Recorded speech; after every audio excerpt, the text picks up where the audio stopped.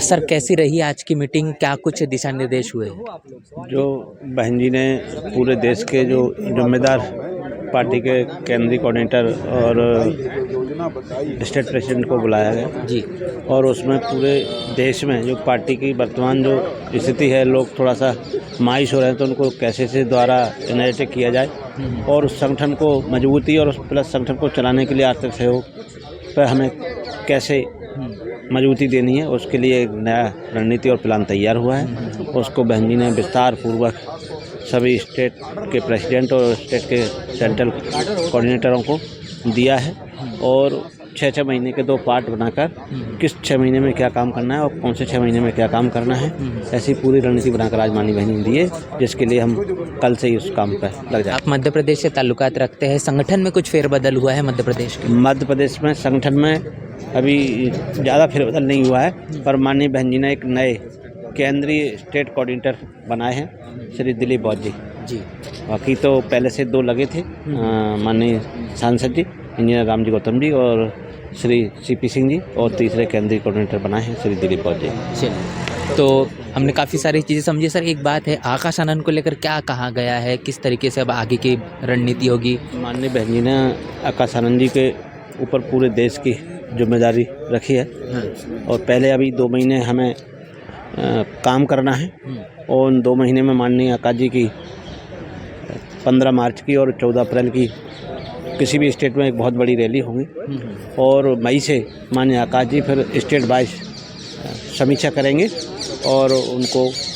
दिशा निर्देश देंगे। सर क्या कहेंगे, युवा होने के नाते बहुजन समाज पार्टी में अब क्या ऐसा नया फेरबदल होगा जो ये कह सकते हैं कि भविष्य जो अब बसपा का है वो कहीं ना कहीं अब अच्छा और उम्मीद के आधार पर देखे? सर उम्मीद के आधार पर बात करें तो आज माननीय बहन जी ने माननीय आकाश आनंद जी को पूरे देश की संगठन की समीक्षा के लिए लगाया है कि माननीय आकाश जी प्रत्येक मई से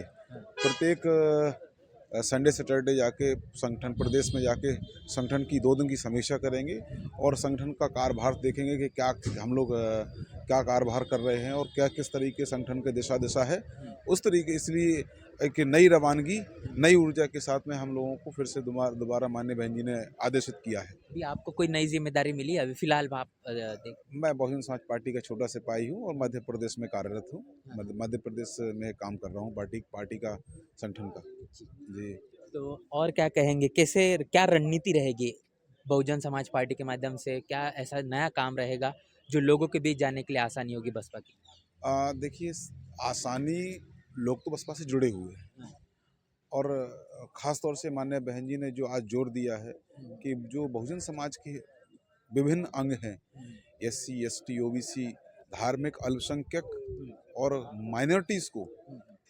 जिस तरीके से बहन जी ने जोड़ने की प्लानिंग बताई, युति बताई है, उस युति को अभी हमको ये 3 महीने का अभी जो काम दिया है बहन जी ने, उस युति को हमको नीचे तक ले जाना है और उस युति को जब तक नीचे नहीं ले जाएंगे तो बहुजन समाज को हम इलेक्ट नहीं कर पाएंगे, उनको जोड़ नहीं पाएंगे, यूनाइट नहीं कर पाएंगे। इसीलिए माननीय बहन जी ने जो हमको पॉलिसी बताई है, जो युति बताई है, उसको ज़मीन पर उतारने के 3 महीने में काम करेंगे हम लोग जी। तो अब ये डेडलाइन भी आ चुकी है कि 3 महीने के अंदर में जल्द से जल्द रिपोर्ट अगली देनी है। हाँ, ये 3 मई से हमारा जो नया काम है दूसरा शुरू हो जाएगा और बहुत अच्छी बात यह है कि माननीय बहन जी ने 14 अप्रैल और मान्यवर कांशीराम साहब के जन्म तो बहुजन समाज जो मान्यवर साहब ने कहा था 15 मार्च बहुजन समाज बनाओ दिवस के रूप में जो मान्यवर कांशीराम साहब ने मनाने के लिए बोला था, तो ये आपके माध्यम से मैं पूरे आपके दर्शकों को पूरे बहुजन समाज के और बहुजन समाज पार्टी के चाहने वालों को बता दूं कि माननीय बहन जी ने माननीय आकाश आनंद जी को